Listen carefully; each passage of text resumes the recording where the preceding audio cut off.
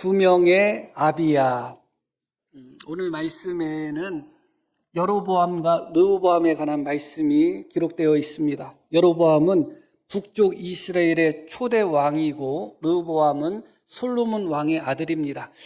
르호보암이 왕이 될 때 그 나라가 둘로 나누어졌어요. 그래서 북쪽은 여로보암이 다스리고 남쪽 유다는 르호보암이 다스립니다. 이름이 비슷하죠.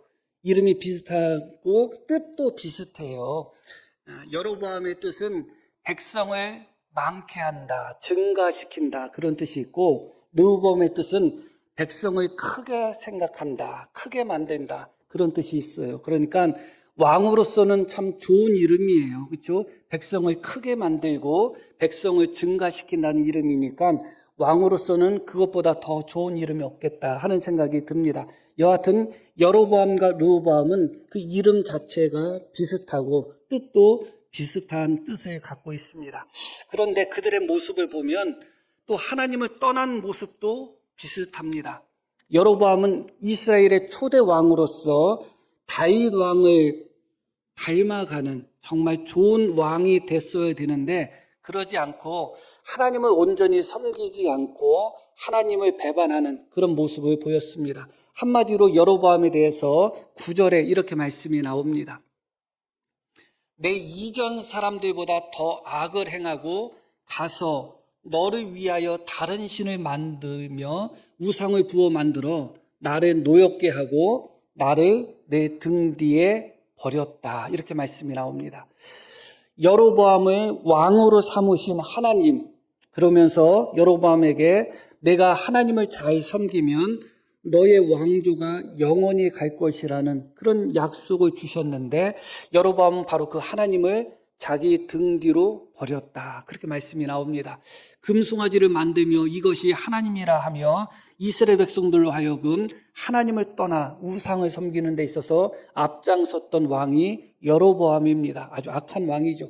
그러면 남쪽 유다의 르호보암 왕은 어땠는가? 역시 똑같았습니다. 르호보암 왕이 다스릴 때 남쪽 유다 이스라엘 백성들도 여기저기서 산당을 만들고 여기저기에다가 우상을 세우고 심지어 남색까지 하는 그런 영적으로 아주 타락한 그런 시대가 되었음을 우리가 말씀을 통하여 알게 되는 것이죠.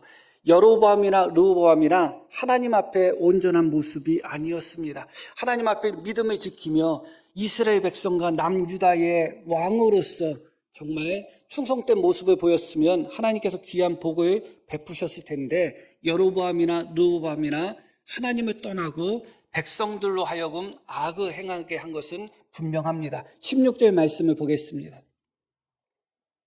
여호와께서 여로보암의 죄로 말미암아 이스라엘을 버리시리니 이는 그도 범죄하고 이스라엘로 범죄하게 하였습니다. 자기만 범죄할 뿐만 아니라 이스라엘 백성들까지도 범죄하게 만들었다. 그렇게 말씀이 나옵니다. 한마디로 말씀드리면 여로보암 왕이나 르호보암 왕이나 다 악한 왕이었다. 그렇게 한마디로 이야기할 수가 있습니다. 그것을 오늘 본문 속에서 30절 이 말씀을 통해서 우리가 엿볼 수 있습니다. 르호보암과 여로보암 사이에 항상 전쟁이 있었다. 그렇게 말씀이 나와요. 처음에 여로보암이 북쪽 이스라엘 사람들을 모아서 왕이 되죠. 바로 그때 르호보암 왕이 군사를 동원해서 북쪽 이스라엘 나라와 싸우려고 했습니다. 그때 스마야 선지자가 형제와 싸우지 말라. 북쪽 이스라엘이 지금 독립하여 하나의 나라를 세웠지만 같은 형제니까 싸우지 말라 그랬거든요. 그래서 처음에는 안 싸웠어요. 처음에는 안 싸웠는데 결국은 르호보암과 여로보암의 마지막을 평가하는 말씀은 무엇이냐? 그들 사이에 항상 전쟁이 있었다는 겁니다.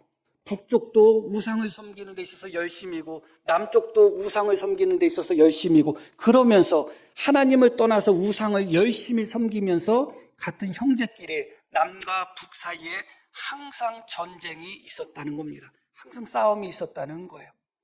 참 악한 모습을 보게 됩니다. 이름은 르호보암, 백성을 크게 한다고 하고 있고 이름은 여로보암, 백성을 증가시킨다고 하지만 그들의 이름대로 살지를 않았습니다. 그런데 또 하나 이 르호보암과 여로보암 왕 사이에 공통점이 있는데 그게 아들이에요. 아들의 이름이 똑같아요. 오늘 우리 말씀 속에서는 르호보암 왕의 아들의 이름을 아비얌이라고 기록하고 있는데 원래 이름이 아비야예요. 그러니까 여로보암 왕 아들도 아비야고 르호보암 왕 아들도 똑같은 아비야예요. 재밌죠? 그 아비야의 이름의 뜻은 무엇이냐?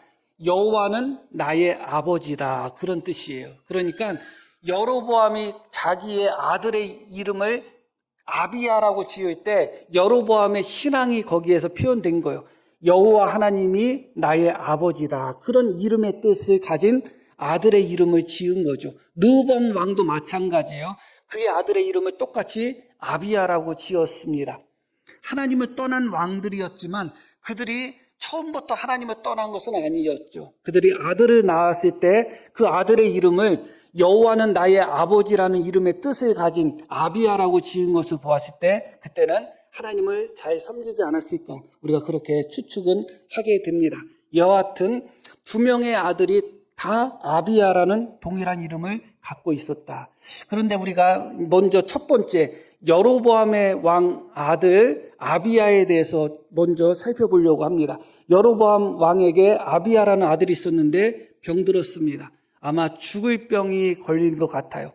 그것이 염려되고 걱정되고 이 아이가 병들었는데 어떻게 될까 염려가 되어서 여로보암 왕이 자기 왕비를 선지자 아이야라는 사람에게 보냅니다. 말씀을 다 읽어보시면 아실 거예요.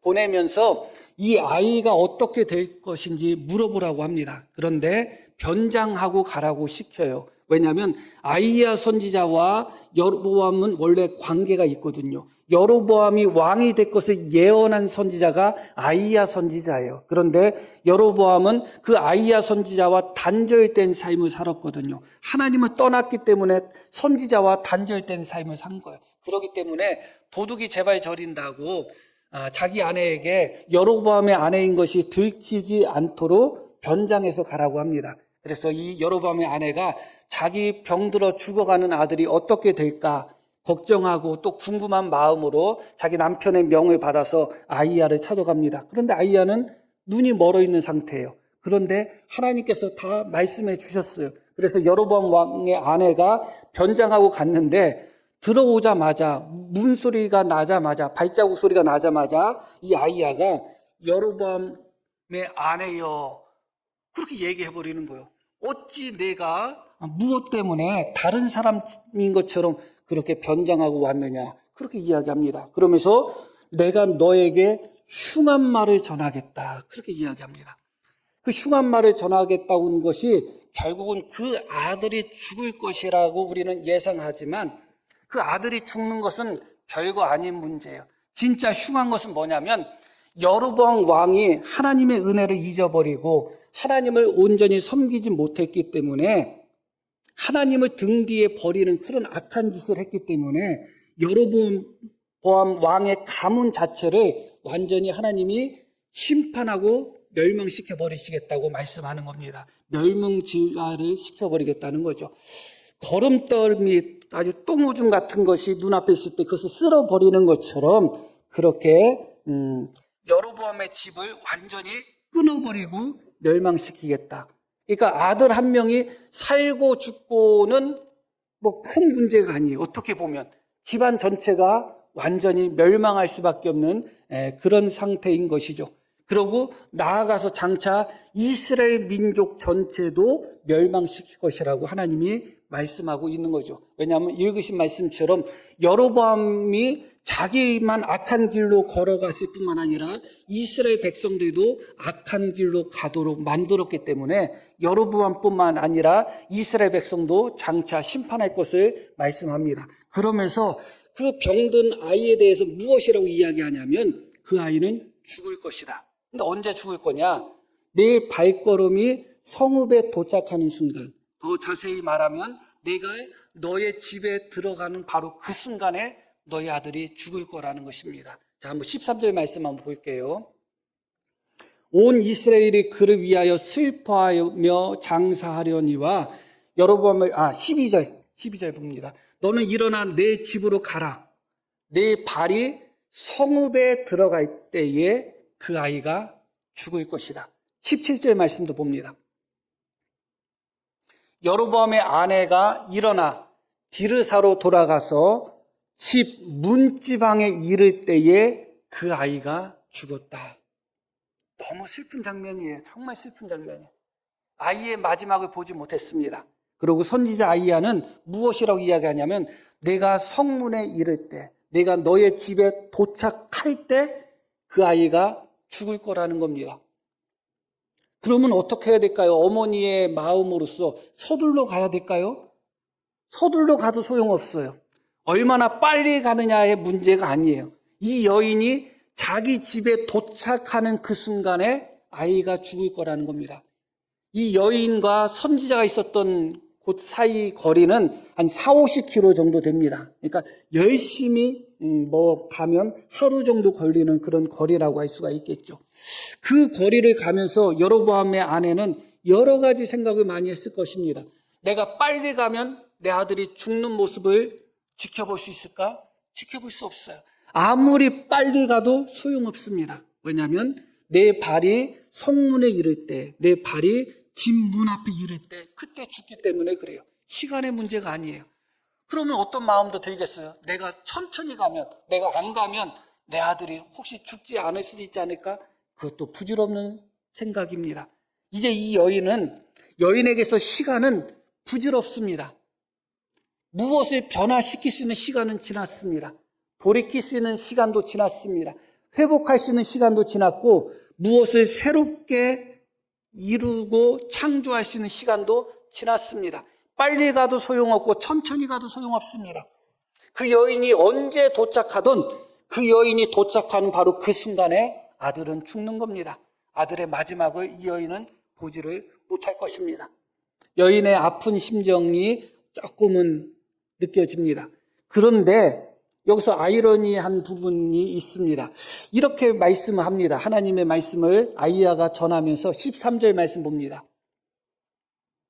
온 이스라엘이 그를 위하여 슬퍼하며 장사하려니와 여로보암에게 속한 자는 오직 이 아이만 묘실에 들어가리니 이렇게 말씀이 나옵니다.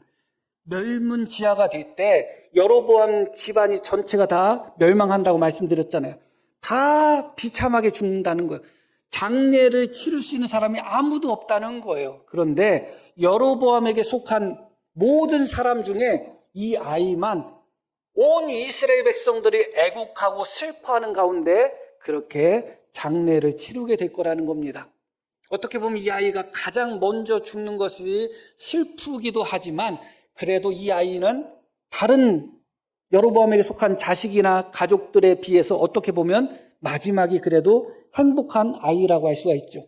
그런데 왜 이 아이만 정상적으로 묘실에 들어가고 왜 이 아이의 죽음만 이스라엘 백성들이 애곡하고 슬퍼하며 장사를 치르는가? 이렇게 말씀이 이어지죠. 이는 여로보암의 집 가운데서 그가 이스라엘의 하나님 여호와를 향하여 선한 뜻을 품었음이니라.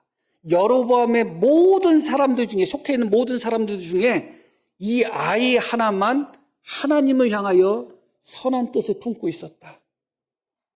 참 그러기 때문에 이 아이가 일찍 죽음을 맞이한다는 거예요. 우리가 생각할 때는 좀 이해하기가 어렵죠. 가장 선한 아이고 가장 하나님을 잘 섬겼던 여로보암 집안 중에 유일하게 하나님을 잘 섬겼던 아이인데 그러기 때문에 그 아이는 일찍 죽을 수밖에 없는 거예요. 우리의 생각을 뛰어넘는 그런 말씀이 주어지고 있습니다. 이 말씀을 보면서 이 여로보암의 아들 요시야에 대해서 조금 생각하게 돼요. 그는 경건한 사람이잖아요. 하나님을 경외하는 사람이잖아요. 하나님을 향하여 선한 뜻을 품고 있는 사람이잖아요. 그런데 그의 아버지는 그렇지 않아요. 그의 어머니도 그렇지 않아요. 그의 형제들도 그렇지 않아요. 그 주변에 있는 그 어떤 사람도 하나님을 향하여 선한 뜻을 품고 있는 사람이 없어요. 그럴 때 아버지가 하나님을 떠나 이스라엘 백성들에게 우상을 섬기도록 장려하고 형제들도 그런 모습을 보이고 주변의 모든 사람들이 하나님을 떠나고 하나님을 배반하는 모습 속에서 이 아비야의 마음이 어땠을까 생각을 하게 됩니다.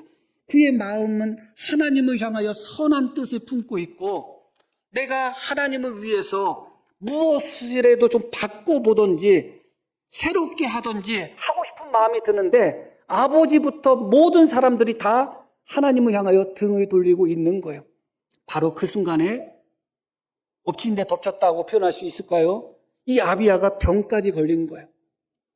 하나님을 향하여 선한 뜻을 품고 있는 이 아비야가 악한 자들 속에서 살아가면서 마음속에 큰 고통과 괴로움을 당하면서 내가 하나님을 위해서 더 선한 것을 이루어야지 하는 그런 아름다운 뜻을 품고 있는 아비야가 병까지 걸린 거예요. 얼마나 아비야가 절망스러웠을까, 얼마나 고통스러웠을까 생각하게 됩니다. 무엇을 해야 되는데, 하나님을 위해서 무엇을 해야 되는데 그것을 하기가 어려운 거예요. 시편 오늘 묵도할 때 읽어드렸던 말씀이 시편 12편입니다. 12편 1절에 보면 이렇게 말씀이 나와요. 다윗의 시라고 나오죠. 처음부터 어떻게 말씀이 시작되냐, 시가 여호와여 도우소서 이렇게 시작이 됩니다. 여호와여 도우소서, 무엇을 도와달라고 하는가? 경건한 자가 끊어지며 충실한 자들이 인생 중에 없어지나이다. 경건한 자가 끊어지며 충실한 자, 정직한 자, 진실한 자들이 인생 중에서 없어지고 있습니다. 왜 그런가? 8절 말씀 보면 이렇게 나옵니다. 바로 그 시대가 어떤 시대냐? 비열함이 인생 중에 높임을 받는 때다. 그래서 악인들이 곳곳에서 날뛰고 있다.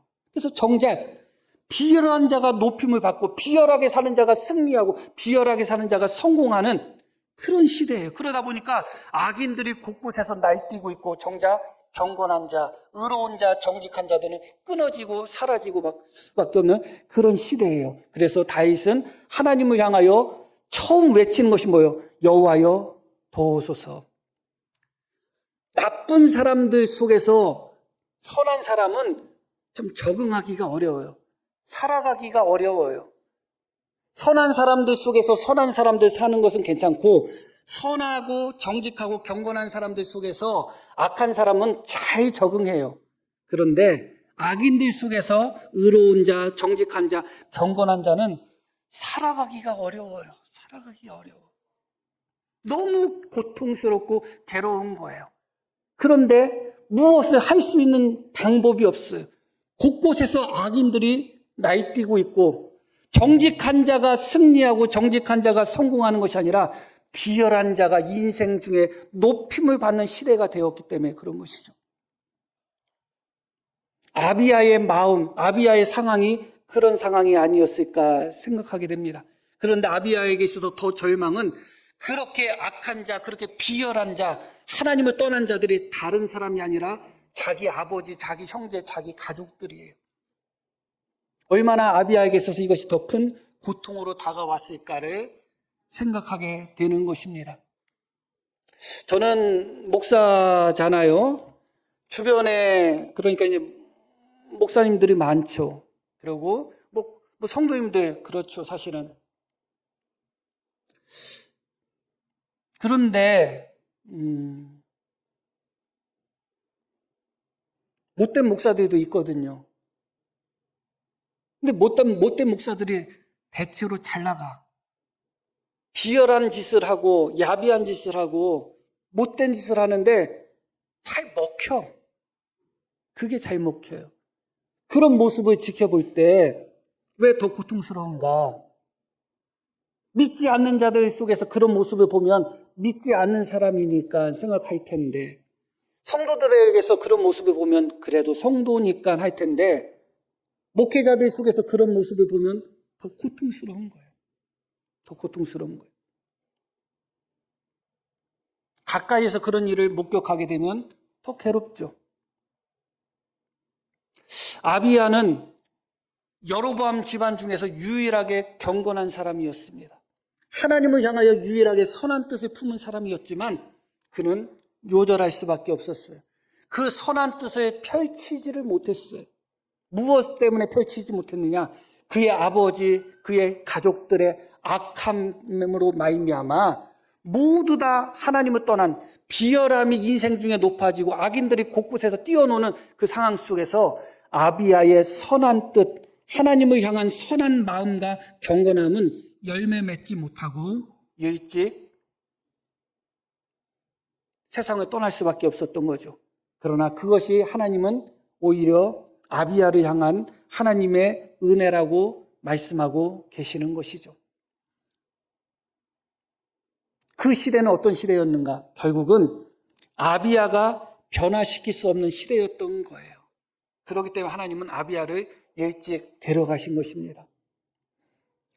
한두 사람이 악한 사람이라든가 아니면 같이 선한 일을 손붙잡고 선한 일을 도모할 수 있는 사람이 최소한 손붙잡고 나갈 수 있는 사람이 있다면 하나님은 아비야를 사용하셨을 것입니다.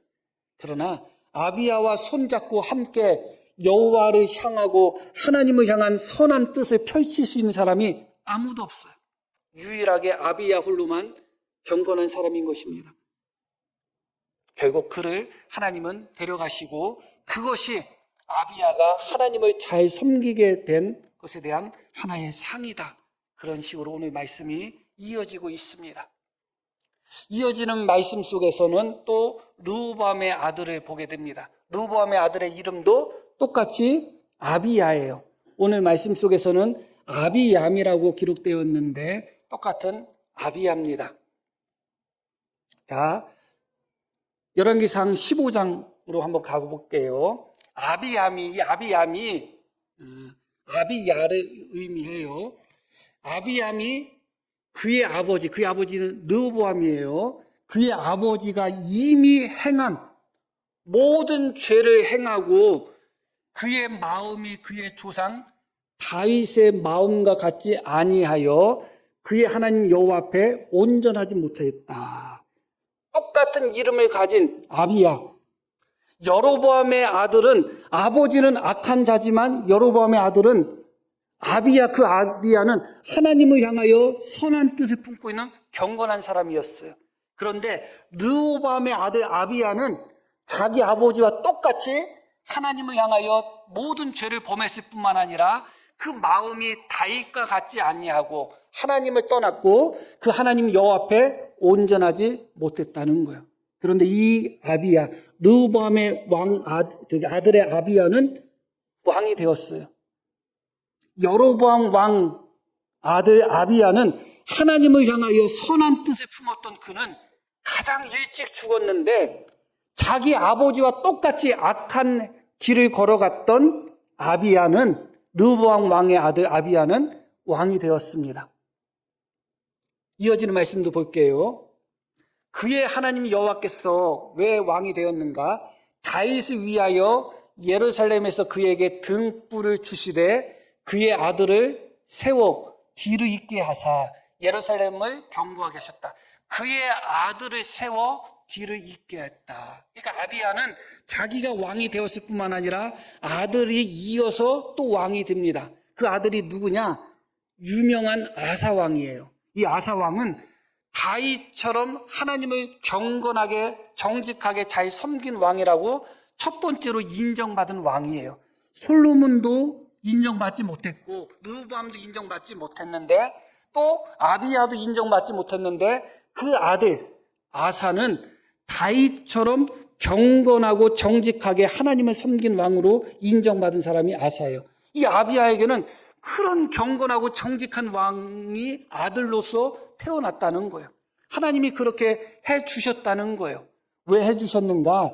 다시 5절 말씀을 봅니다. 4절 말씀 다시 한번 볼게요.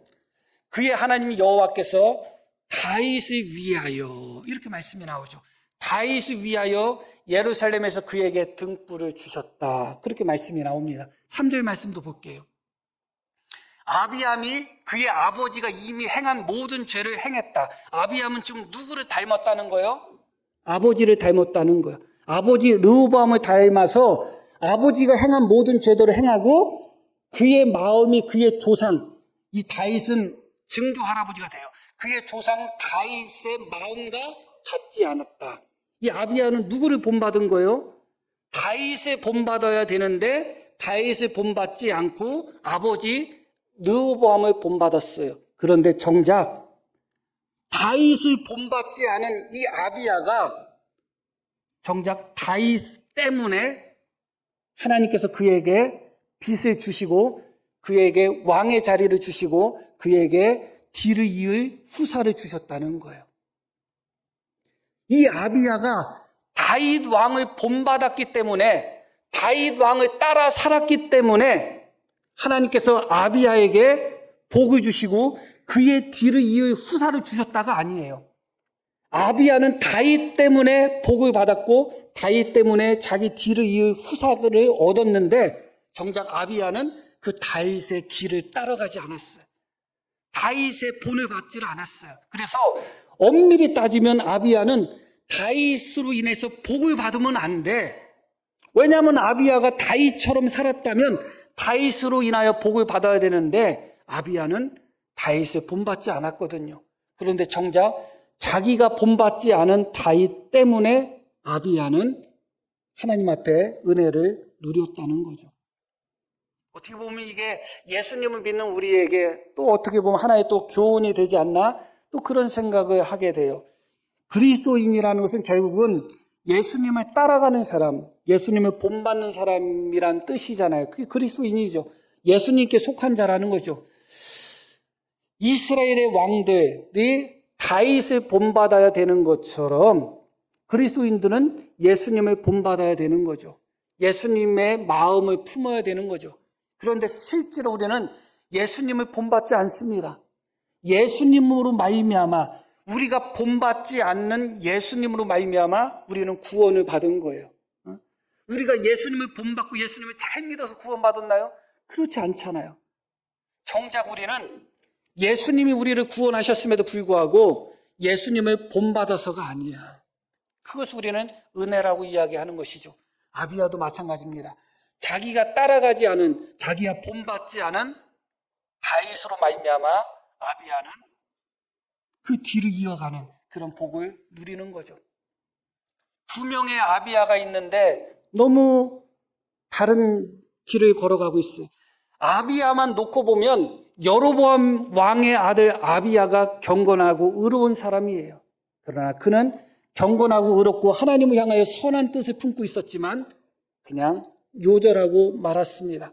선한 뜻을 펼치지를 못했어요. 왜냐하면 그의 아버지, 그의 형제들의 악한 것에 가로막혔기 때문에 그래요. 그러나 반면에 르호보암 왕 아들 아비야는 악한 자였습니다.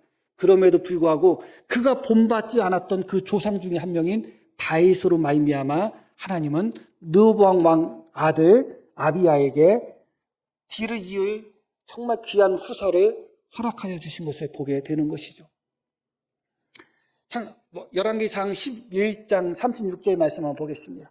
그의 아들에게는 내가 한 지파를 주어서 내가 거기에 내 이름을 두고자 하여 택한 성읍 예루살렘에서 내 종 다윗이 항상 내 앞에 등불을 가지고 있게 하리라. 내 종 다윗이 항상 내 앞에 등불을 가지고 있게 하리라. 다시 15장 4절 말씀 봅니다. 그의 하나님 여호와께서 다윗을 위하여 예루살렘에서 그에게 등불을 주시되, 똑같이 등불이 나오죠. 하나님은 다윗에게 등불이 꺼지지 않게 하시겠다고 약속하셨어요. 그러고 그의 후손들이 등불을 끄는 행위를 했어도 하나님은 다윗을 생각하셔서 그 등불을 끄지 않으셨어요. 남쪽 유다는 400년 동안 왕조가 이어집니다. 400년 동안 다윗의 후손들이 계속해서 왕노릇을 해요. 그런데 북쪽 이스라엘은 250년밖에 가지 않았습니다. 남쪽 유다에 비해서는 150년이나 짧죠, 왕조의 기간이. 그런데 250년 동안 북쪽 이스라엘이 이어져 왔는데 그 250년 동안 9개의 왕조가 왕노릇을 했어요. 9번. 9번 동안 왕조가 바뀐 거예요. 왕이 9명 바뀐 게 아니라 왕조가 9번 바뀐 거예요. 그러니까 역성혁명이 9번 일어난 거예요. 8번.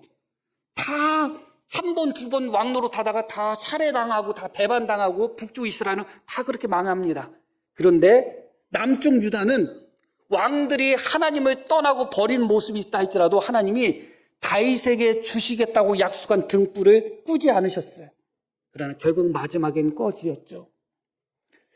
똑같은 여로보암과 르호보암의 아들 아비야라는 이름을 가진 이 두 사람의 모습을 보면서 또 그들의 아버지와 조상들의 모습을 보면서 우리가 하나님 앞에 어떻게 살아야 될까를 생각하게 되는 것입니다. 결론적인 말씀을 드리겠습니다. 다시 열왕기상 11장 38절 보겠습니다. 이것은 하나님이 아이야 선지자를 통해서 여로보암에게 주신 말씀이에요. 여로보암에게 주신 약속의 말씀이거든요. 뭐라고 말씀하셨는가? 내가 만일 내가 명령한 모든 일에 순종하고 내 길로 행하며 내 눈에 합당한 일을 하며 내 종 다윗이 행함같이 내 율례와 명령을 지키면 내가 너와 함께 있어 내가 다윗을 위하여 세운 것 같이 너를 위하여 견고한 집을 세우고 이스라엘을 내게 주리라. 내가 앞부분 봐요. 다시 내가 내 종 다윗처럼 행한다면 하나님이 어떻게 해주겠다고요? 이어지는 말씀. 내가 다윗을 위하여 그의 집을 세운 것처럼 너를 위하여 너의 집을 견고하게 세울 것이다. 다윗이 따로 있는 게 아니에요. 다윗처럼 살면 다윗이 되는 거예요. 하나님은 여로보암에게 뭐라고 말씀하셨냐? 내가 다윗처럼 살면 다윗하고 똑같이 대접해 주시겠다고 말씀한 거예요. 내가 다윗처럼 내 앞에 정직하게 내 율례와 법도를 잘 지키면 내가 다윗에게 했던 것처럼 다윗의 집을 세우고 다윗의 집을 견고하게 한 것처럼 너의 집도 견고하게 할 것이다. 그렇게 약속하신 거죠.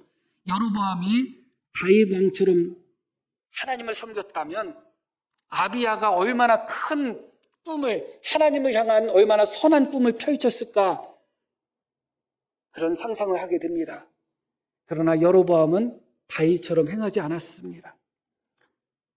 여기 계신 분들 다윗은 아무도 없죠. 그러나 다윗처럼 살면 다윗이 되는 거예요. 바울처럼 살면 바울이 되는 거예요. 바울이 따로 있어요? 따로 있지만 따로 있지 않아요. 가룟 유다처럼 살면 가룟 유다가 되는 거예요. 하나님은 우리를 그런 가능성 속에서 세워두고 있습니다. 특별히 오늘 졸업 입학하는 아이들도 마찬가지예요. 하나님 앞에서 우리의 삶이 정해져 있기는 하죠. 누가 알아요? 그러나 우리 친구들이 어떻게 사느냐예요. 아브람처럼 살면 아브람이 되는 거예요. 아멘 해봐 그냥. 아브람처럼 살면 아브람이 되는 거예요. 우리의 삶이 나로 인하여 의로운 누가 신음하고 나로 인하여 정직한 누가 고통당하는 것이 아니라 나로 인하여 의로운 자가 더 활짝 날개를 펼 수 있는 그렇게 정직하게 의롭게 하나님을 잘 섬겨나갈 수 있는 그런 복된 삶이 우리의 삶이 되기를 소망합니다. 자, 우리 들으신 말씀 기억하고 함께 기도하시겠습니다.